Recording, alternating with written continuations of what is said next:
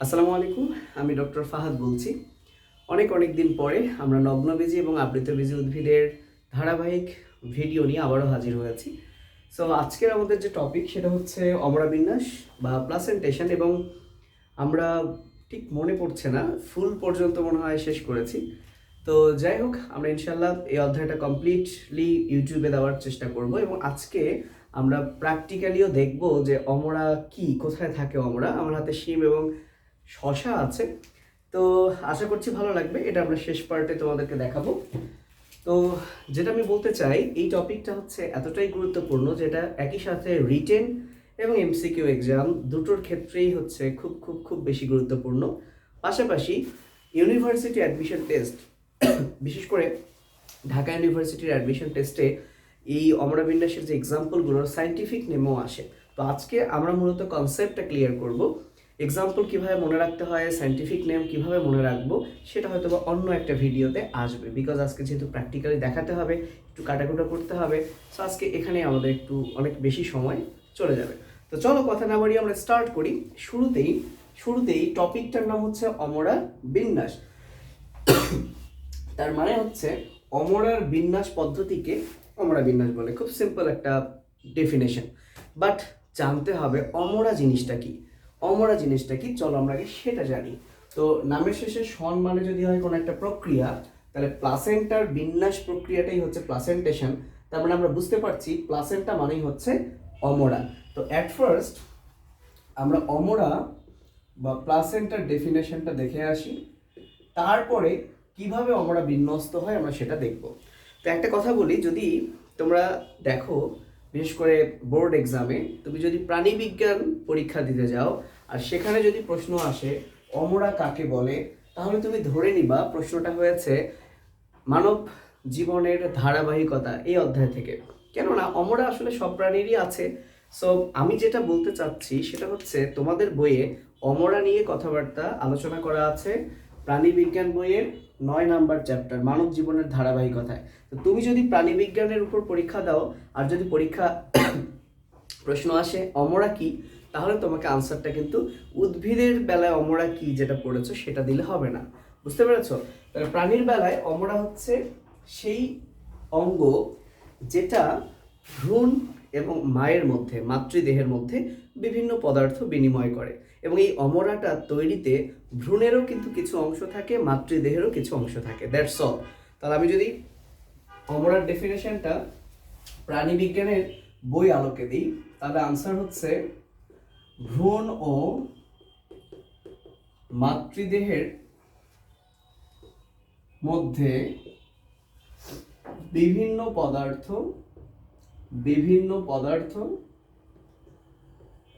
পরিবহনের জন্য, তাহলে ভ্রূণ ও মাতৃদেহের মধ্যে বিভিন্ন পদার্থ পরিবহনের জন্য ভ্রূণ ও মাতৃদেহ দ্বারা তৈরি যে অঙ্গ বা ভ্রূণ ও মাতৃদেহের টিস্যু দ্বারা গঠিত অঙ্গকে অমরা বলে। তাহলে বিভিন্ন পদার্থ পরিবহনের জন্য ভ্রূণ ও মাতৃদেহ গঠিত অঙ্গকেই অমরা বা প্লাসেন্টা বলে। সো এটা হবে প্রাণীবিজ্ঞান পরীক্ষা যদি দাও সেখানকার আনসার। এখন উদ্ভিদ বিজ্ঞানে দুইটা জায়গায় অমরা নিয়ে কথা বলা আছে। একটা হচ্ছে 6 নাম্বার চ্যাপ্টার ব্রায়োফাইটা এবং টেরিডোফাইটা। তাহলে আমি যদি, তাহলে এটা হচ্ছে জুওলজি 9 চ্যাপ্টারে। ওকে, তো উদ্ভিদ বিজ্ঞানে বোটানিতে 6 নাম্বার চ্যাপ্টারে অমরার যে ডেফিনেশন দেওয়া আছে সেটা হচ্ছে বিশেষ করে টেরিসের বেলায় অর্থাৎ ফার্নের বেলায় যে টিস্যু হতে স্পোরাঞ্জিয়াম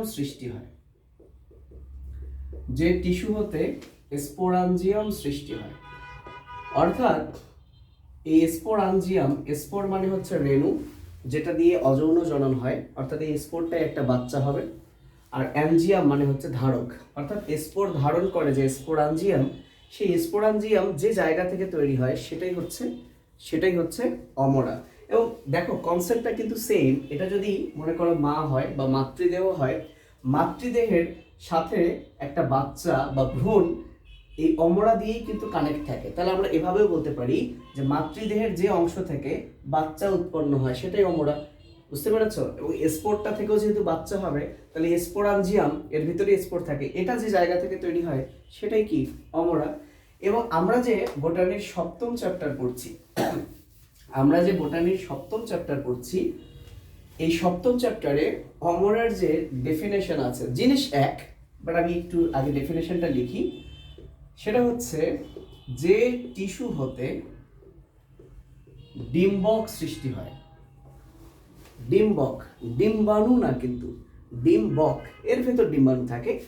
সো ওভাম মানে যদি হয় ডিম্বাণু, ওভিউল মানে হচ্ছে ডিম্বক। তাহলে যে টিস্যু হতে ডিম্বক সৃষ্টি হয়, যে টিস্যু হতে ডিম্বক সৃষ্টি হয় তাকেই বলা হয় অমরা। আচ্ছা, ডিম্বক কি জিনিস? ডিম্বক এটা হচ্ছে নিষেকের পর বীজে পরিণত হয়। ধরো শিমের মধ্যে যে বীজ আছে, এই বীজটাই নিষেকের আগে ডিম্বক ছিল, যখন নিষেক হয় তখন ডিম্বকটা বীজ হয়ে যায়। এবং যেটা ফল, ধরো শিম এটা একটা ফল, এই ফলটাই নিষেকের আগে ছিল গর্ভাশয়। তার মানে ফলের ভেতর যদি বীজ থাকে তাহলে ডিম্বক থাকবে কি গর্ভাশয়ের ভেতর। তাহলে আমরা এভাবেও বলতে পারি যে গর্ভাশয়ের ভেতর যে টিস্যু হতে ডিম্বক সৃষ্টি হয় তাকেই বলা হয় অমরা। এবং খেয়াল করো, এটা যদি গর্ভাশয় হয়, সেই গর্ভাশয়টা কি একটা উদ্ভিদের গর্ভাশয়। সো এটা হচ্ছে মাতৃ উদ্ভিদ, তার গর্ভাশয়। এই গর্ভাশয়ের মধ্যে মনে করো এটা ডিম্বক, এই ডিম্বকের এই জায়গা থেকে ডিম্বকটা তৈরি হয়েছে, তাহলে এটাই হচ্ছে অমরা। তো এখন ডিম্বকের মধ্যেই কিন্তু ভাইয়া ডিম্বাণু থাকে, যে ডিম্বাণুর সাথে শুক্রাণু মিলেই কিন্তু জাইগোট হয়, যেটা ভ্রূণ হয়ে বাচ্চা হয়। তার মানে ঘুরে ফিরে একই জিনিস দাঁড়ালো না, যে এটা যদি মাতৃ উদ্ভিদ হয় তাহলে মাতৃ উদ্ভিদের যে অংশ থেকে আলটিমেটলি বাচ্চা হয়, কারণ এই ডিম্বকের মধ্যেই কিন্তু বাচ্চাটা তৈরি হবে। তো ব্যাপারটা এই, কিন্তু তিন জায়গায় যেহেতু তিন রকম ডেফিনেশন, জাস্ট একটা জিনিস আমি বলে রাখি, প্রাণী বিজ্ঞানে যদি কখনো আসে অমরা কি, তখন উদ্ভিদের অমরাটা এরকম ভাবে গর্ভাশয় এগুলো না দিয়ে তোমরা হিউম্যান বডির যেটা আমি লিখে দিলাম সেটা তোমরা দিবা। আশা করছি অমরার নিয়ে আর কোনো কনফিউশন তোমাদের নেই। এখন আমরা যেটা করব, অমরা বিন্যাস কাকে বলে। তাহলে অমরা বিন্যাস হচ্ছে, তাহলে অমরা যেহেতু থাকে গর্ভাশয়ের মধ্যে, তাহলে গর্ভাশয়ের মধ্যে অমরার বিন্যাস পদ্ধতিকে বলা হয় অমরা বিন্যাস। আমি কি লিখে দিব? আমার মনে হয় না যে লিখে টাইম নষ্ট করার দরকার আছে। আমি আবারও বলছি, বা পজ করে করে একটু শুনে নিও। গর্ভাশয়ের ভেতর অমরার বিন্যাস পদ্ধতিকে বলা হয় অমরা বিন্যাস। That's all. ক্লিয়ার? এবার আসা যাক, এক এক উদ্ভিদের অমরার বিন্যাস পদ্ধতি এক এক রকম। এক এক উদ্ভিদের অমরার বিন্যাস পদ্ধতি এক এক রকম। তো ওভারঅল তোমাদের হাসান স্যারের যে বই, সেখানে 7 প্রকারের অমরা বিন্যাস বলা আছে। কত প্রকারের অমরা বিন্যাস বলা আছে? 7 প্রকারের। তবে এই 7 প্রকারের অমরা বিন্যাসকে আমরা প্রাথমিকভাবে 2 ভাগে ভাগ করব। কেন 2 ভাগে ভাগ করব? কারণ 2 ভাগে ভাগ করলে এদের ডেফিনেশনটা দেওয়া আমাদের খুব ইজি হবে। পাশাপাশি আজমল স্যারের উদ্ভিদ বিজ্ঞানের বইয়ে কিন্তু 2টা ভাগ করা আছে, তাদের আন্ডারে ওই 7টা লেখা আছে। তাহলে আমরা যদি অমরা বিন্যাসের প্রকারভেদ লিখি, তাহলে প্রথমে আমরা এটাকে 2 ভাগে ভাগ করব। সো অমরা যেহেতু গর্ভাশয়ের ভেতর থাকে, তো কিছু গর্ভাশয় এক প্রকোষ্ঠ বিশিষ্ট থাকে, আবার কারো কারো গর্ভাশয় একাধিক প্রকোষ্ঠ বিশিষ্ট থাকে। তো অমরা যদি এক প্রকোষ্ঠ বিশিষ্ট গর্ভাশয়ের মধ্যে থাকে, সেটা হচ্ছে এক প্রকোষ্ঠী অমরা বিন্যাস। আর যদি একাধিক প্রকোষ্ঠের মধ্যে অমরা থাকে, সেটা হবে একাধিক প্রকোষ্ঠ বিশিষ্ট অমরা বিন্যাস। তাহলে গর্ভাশয়ের প্রকোষ্ঠ একটাও থাকতে পারে, একাধিক থাকতে পারে। তাহলে একাধিক থাকলে সেটাকে আমরা বলবো এক প্রকোষ্ঠী অমরা বিন্যাস, আর একাধিক থাকলে সেটাকে আমরা বলবো একাধিক প্রকোষ্ঠী অমরা বিন্যাস। তাহলে আমরা এই 2 ভাগে কিন্তু ভাগ করে ফেললাম প্রাথমিকভাবে।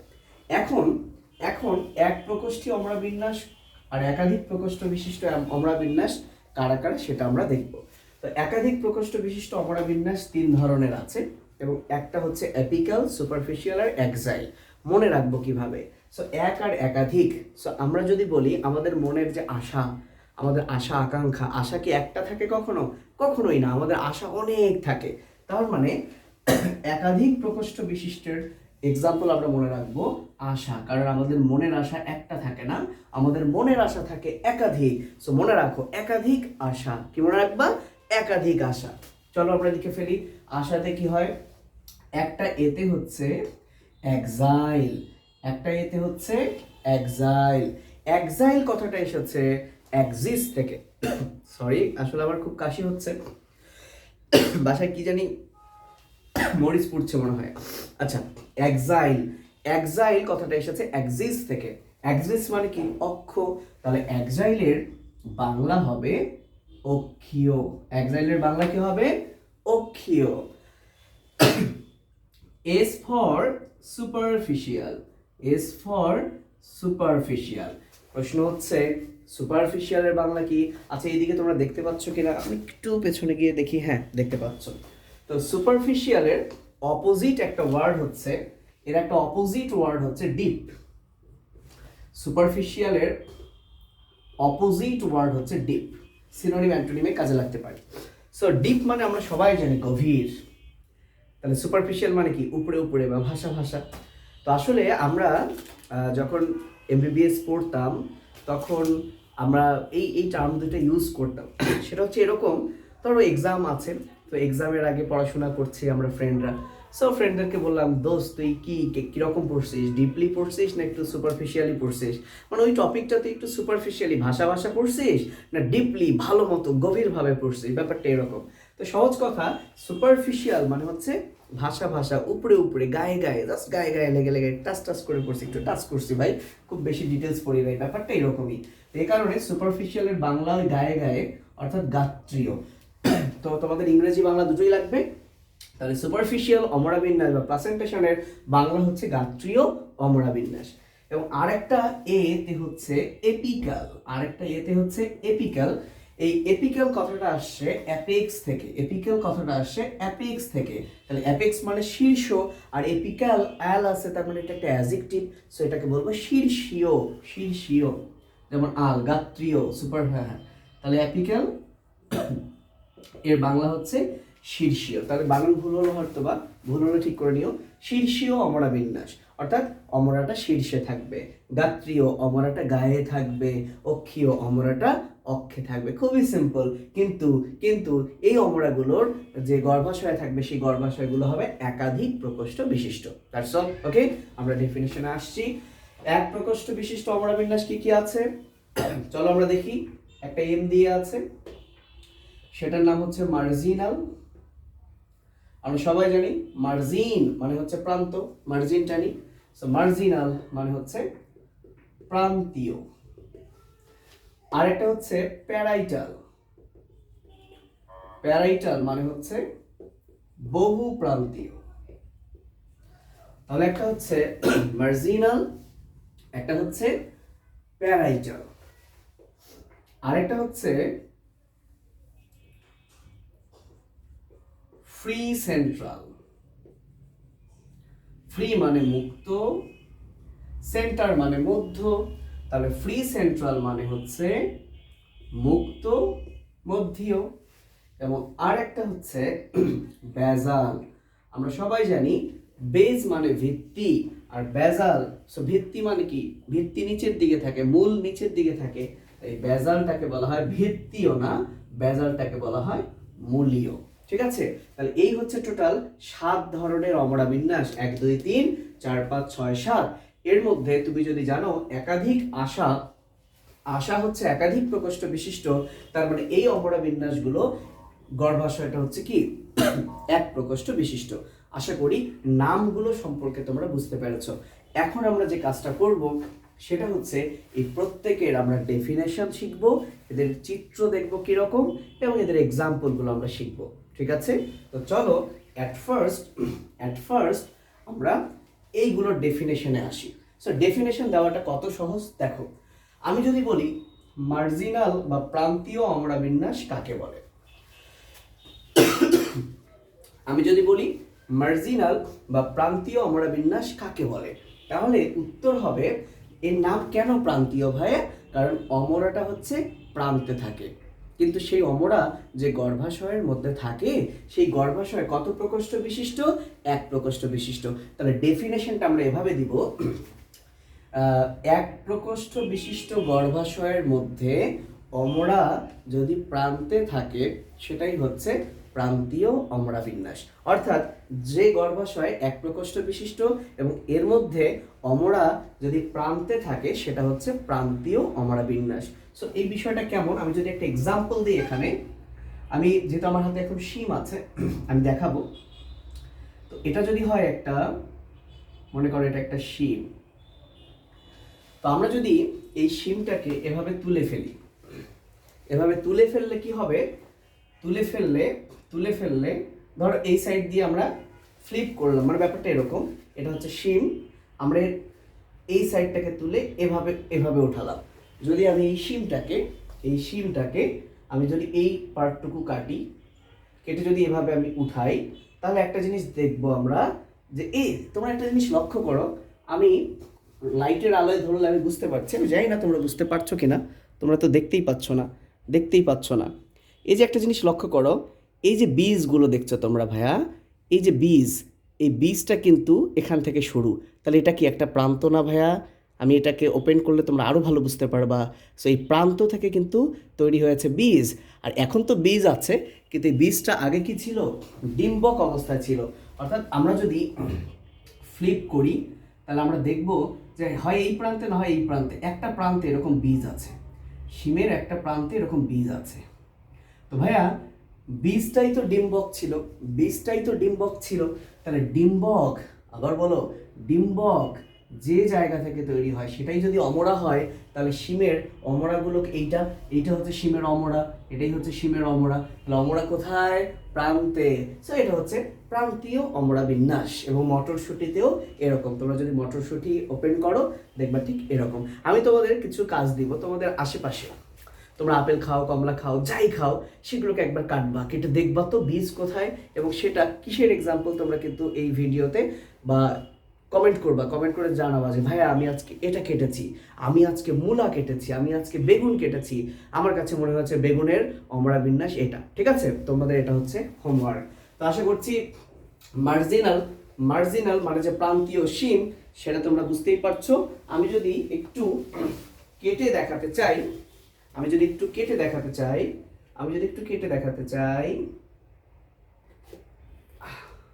ওকে, আমি একটু কেটেই দেখাই তোমাদেরকে। সব তো কেটে গেল, আমি একটু কেটে তোমাদেরকে দেখাই, আগে কেটে রাখা উচিত ছিল আমার। আচ্ছা, হয়ে গেছে, ভেরি গুড, হয়ে গেছে ভাইয়া। আমি একটু পিছনে গিয়ে তোমাদেরকে দেখাচ্ছি। ভাইয়া দেখো, এই যে দেখেছো ঠিক প্রান্তে, এটা যদি বীজ হয় এটা ডিম্বক ছিল, এই যে দেখো প্রান্ত, এই জায়গাটা অমরা, ক্লিয়ার দেখো একদম একটা প্রান্তে কিন্তু অমরা। দিস ইজ প্রান্তীয় অমরা বিন্যাস ভাইয়া, দিস ইজ প্রান্তীয় অমরা বিন্যাস। ওকে, ভেরি গুড। ওকে, এবার আমরা চলে আসি বহু প্রান্তীয় অমরা বিন্যাস। তাহলে আমরা প্রান্তীয় এক্সাম্পল আমরা শিম দেখলাম। সো বহু প্রান্তীয় মানে নাম শুনেই বোঝা যাচ্ছে যে এই অমরা বিন্যাসে অমরাগুলো বহু প্রান্তে থাকবে। ওকে, বহু প্রান্ত মানে কি দেখাবো, দেখলেই বুঝবা। কিন্তু এদের গর্ভাশয়টাও হবে 1 প্রকোষ্ঠী। এবং এর একটা ভালো এক্সাম্পল হচ্ছে শশা, এবং লাউ, কুমড়া, শশা সব এক। খেয়াল করো, আমি যদি শশাটাকে কেটে ফেলি, যাই না, গুড, কেটে ফেলেছি। এবার যদি আমি তোমাদেরকে একটু দেখাই পেছনে গিয়ে, তোমরা আশা করছি বুঝতে পারবা। লক্ষ্য করো, এই যে দেখো শশা, এই শশা দেখো বহু প্রান্ত থেকে, এই যে এটা একটা প্রান্ত, এগুলো হচ্ছে সব প্রান্ত। তাহলে শিমের বেলায় শুধুমাত্র 1 প্রান্ত থেকে কিন্তু তৈরি হয়েছিল, কিন্তু এই যে দেখো এটাই হচ্ছে বীজ, দেখো এটাই হচ্ছে বীজ। তাহলে এই যে এই অংশটাই হচ্ছে ভাইয়া অমরা। ঠিক আছে, তাহলে দেখো এই অংশ হচ্ছে অমরা, উপরের টুকু বীজ। আশা করি বুঝতে পারছো যে চারদিকে এটা হচ্ছে অমরা, এই জায়গাটা অমরা। ক্লিয়ার দেখছো, চারদিকে বহু প্রান্ত, শুধু 1 প্রান্ত না, এই প্রান্ত থেকেও অমরা, এই প্রান্তেও অমরা আছে। সো এটা হচ্ছে বহু প্রান্তীয় অমরা বিন্যাস। ভেরি গুড, এই তো খুব সুন্দর বুঝতে পেরেছো। এবার তাহলে বহুপ্রান্তীয় আমি কেটে ফেললাম। এবার আসো মুক্ত মধ্যীয় আর অক্ষীয় দুটাই। দেখো ভাইয়া, অক্ষীয় অমরা বিন্যাস কি? যে অমরা বিন্যাসে অমরা অক্ষে থাকে। কি বলেছি? যে অমরা বিন্যাসে অমরা অক্ষে থাকে। মজার বিষয়, সেন্টার মানে কি? মধ্য। অক্ষ মানে কি? সেন্টার। সেন্টারে থাকে। তার মানে ফ্রি সেন্ট্রাল বা মুক্ত মধ্যীয়র বেলায়ও অমরা থাকে অক্ষে। তাহলে এই দুইটার মধ্যে পার্থক্য কি? এই সেই পার্থক্য। এর বেলায় গর্ভাশয় এক প্রকোষ্ঠ বিশিষ্ট, এর বেলায় গর্ভাশয় একাধিক প্রকোষ্ঠ বিশিষ্ট। ফিগার কেমন হবে? তো এখন আমি তুত, নুনি শাক খুঁজে পাচ্ছি না আশেপাশে। জবা হয়তো বা খুঁজে পেতাম, আর আমি চেষ্টা করিনি খোঁজার। আমি একটু দেখিয়ে দিই। মনে করো এটা হচ্ছে একটা গর্ভাশয়। মনে করো এটা একটা গর্ভাশয়। এই গর্ভাশয়ের এটা হচ্ছে তার মিডল পার্ট বা সেন্ট্রাল, বা যেটাকে আমরা অক্ষ বলতে পারি। এখন এখন এই অক্ষ থেকে যদি ডিম্বক তৈরি হয়, তাহলে এটা হচ্ছে অমরা। তাহলে অমরাটা কোথায় অবস্থিত? অক্ষে। তাহলে এই যে আমি কিছু ডিম্বক আঁকছি, হ্যাঁ, আমি কিছু ডিম্বক আঁকছি, তাহলে এটা হচ্ছে অমরা। তাহলে অমরাগুলো কোথায় আছে? অক্ষে। তাহলে এটাকে আমি অক্ষীয় অমরা বিন্যাস বলবো না মুক্ত মধ্যীয় বলবো? চিত্র দেখে কিভাবে বুঝবো? দেখো, একটু দেখো, একটু দেখো, একটু দেখো ভাইয়া, একটু দেখো। আমি যদি এখন বলি এটা কি অমরা বিন্যাস, তোমরা চিত্র দেখে বুঝতে পারছো যে ডিম্বক অক্ষে আছে। ডিম্বক কোথায় আছে? অক্ষে আছে। তাহলে অক্ষ মানে সেন্টারে আছে, তার মানে এটা অক্ষীয় হতে পারে, মুক্ত মধ্যীয়। এবার তোমাকে ডিফারেন্সিয়েট করার জন্য দেখতে হবে এই গর্ভাশয়ের প্রকোষ্ঠ কয়টা। দেখা যাচ্ছে গর্ভাশয়ের একটাই প্রকোষ্ঠ, একটাই প্রকোষ্ঠ। তাহলে এটা হচ্ছে ফ্রি সেন্ট্রাল বা মুক্ত মধ্যীয়র চিত্র। বাট যদি আমি এই গর্ভাশয়টাকে একাধিক প্রকোষ্ঠে ভাগ করে দিই, এই যে এগুলো হচ্ছে গর্ভাশয়কে ভাগ করে দেওয়ার প্রাচীর। এগুলো হচ্ছে প্রাচীর, এগুলো হচ্ছে প্রাচীর। তাহলে এখন দেখো 1 2 3 4, এই গর্ভাশয়টাকে আমি 4 প্রকোষ্ঠ করে দিলাম, মানে একাধিক প্রকোষ্ঠ করে দিলাম। এবারও কিন্তু দেখো অমরা অক্ষেই আছে। এবার সেটাকে আমরা বলবো অক্ষীয় অমরা বিন্যাস। ব্যাপারটা ক্লিয়ার কিনা ভাই, বুঝছো কিনা? আশা করি তোমরা বুঝতে পারছো। তাহলে আমরা ফ্রি সেন্ট্রালও মুছে দেই, হ্যাঁ, আমরা অক্ষীয় মুছে দিই, আমরা ফ্রি সেন্ট্রালও মুছে দিই, আমরা অক্ষীয় অক্ষীয় যেটা মুছে দিই। তাহলে আশা করি বুঝতে পারছো। তাহলে এখন এই গর্ভাশয়গুলোকে পৃথক করার জন্য যে প্রাচীর, এগুলোকে আমরা বলি প্রস্থ প্রাচীর। বলো, এগুলোকে আমরা কি বলি? প্রস্থ প্রাচীর। মনে থাকবে, এগুলোকে আমরা কি বলি? প্রস্থ প্রাচীর। এবার আমরা পড়ব মূলীয় আর শীর্ষীয়। খুবই সহজ। ধরো এটা যদি কোনো একটা উদ্ভিদ হয়, এটা যদি কোনো একটা উদ্ভিদ হয় ধরে নিলাম, তাহলে মনে করো এটা হচ্ছে তার শীর্ষ আর এটা হচ্ছে তার মূল। তাহলে এবার যদি অমরা থাকে মূলে, অর্থাৎ ডিম্বকটা এরকম, তাহলে এটা হচ্ছে অমরা। তাহলে এটা হচ্ছে মূলীয় অমরা বিন্যাস। আর যদি এটা হচ্ছে মূলীয় অমরা বিন্যাস, আর যদি এটা যদি শীর্ষ হয়ে থাকে, অমরা যদি শীর্ষে থাকে, অর্থাৎ এটা হচ্ছে শীর্ষীয় অমরা বিন্যাস। That's all. বুঝতে পেরেছো? তাহলে মূলীয় অমরা বিন্যাস এইটা। আমাদের যে ধান, হ্যাঁ, এই পোয়েসি গোত্র পড়বো কিছুদিন পরই। এই ধানের অমরা বিন্যাস মূলীয়, এটা খুব খুব খুব বেশি ইম্পর্টেন্ট। আর শীর্ষীয় অমরা বিন্যাস ধনিয়া আছে, ধনিয়া পাতা আছে। তোমরা দেখো তো এটা অনেক ছোট, খুঁজে পাবা কিনা। সো তোমাদের কাজে এক্সাম্পলগুলো আমরা কিভাবে মনে রাখবো নেক্সট ভিডিওতে আসবে। আজকে অন্তত ডেফিনেশন এবং ফিগার এটা বুঝছো কিনা তাহলেই হবে। তাহলে আশা করি মূলীয় বুঝতে পেরেছো। শীর্ষে থাকলে শীর্ষীয়, তবে মূলীয়র বেলায় এক প্রকোষ্ঠী আর শীর্ষীয়র বেলায় কিন্তু একাধিক প্রকোষ্ঠী। একটা জায়গায় তোমরা এক বা একাধিক এরকম পাবে, যে এক বা একাধিক প্রকোষ্ঠ পাবে, তো তোমরা সেটা পড়বে না। আমি যেভাবে ভাগ করে দিয়েছি তোমরা সেটাই মনে রাখবা। তাহলে লাস্ট ওয়ান হচ্ছে সুপারফিশিয়াল। আমাদের লাস্ট ওয়ান, ভিডিওটা মনে অনেক বড় হয়ে গেল, হ্যাঁ দুঃখিত। সো গাত্রীয় অমরা বিন্যাস বা সুপারফিশিয়াল। সো নাম শুনি বোঝা যাচ্ছে গায়ে থাকে, গায়ে থাকে। কার গায়ে?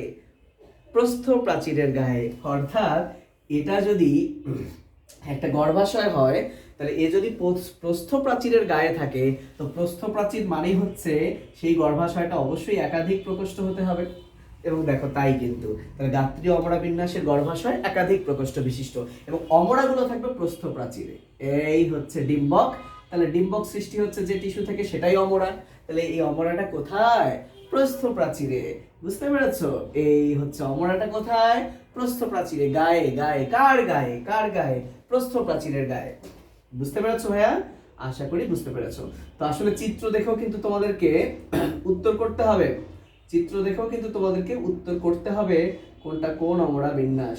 সো এটাই হচ্ছে গাত্রী অমরা বিন্যাস। শাপলা, শালুক, পদ্ম এগুলোতে দেখা যায় সুপারফিশিয়াল। এবং আমি আবারও বলছি কিভাবে আমরা এক্সাম্পল মনে রাখবো সেই ট্রিক্স নিয়ে আমরা সামনেই আসবো। তো এই হচ্ছে মোটামুটি অমরা বিন্যাস নিয়ে পড়া। তোমাদের বাড়ির কাজ কি? আমার হাতের সামনে লাউ ছিল না, শশা ছিল, শিম ছিল, আমি এই দুইটা নিয়ে এক্সপেরিমেন্ট করলাম। আমি অনেক খুশি হব যদি তুমি একটা ছোট্ট ভিডিও ধারণ করতে পারো।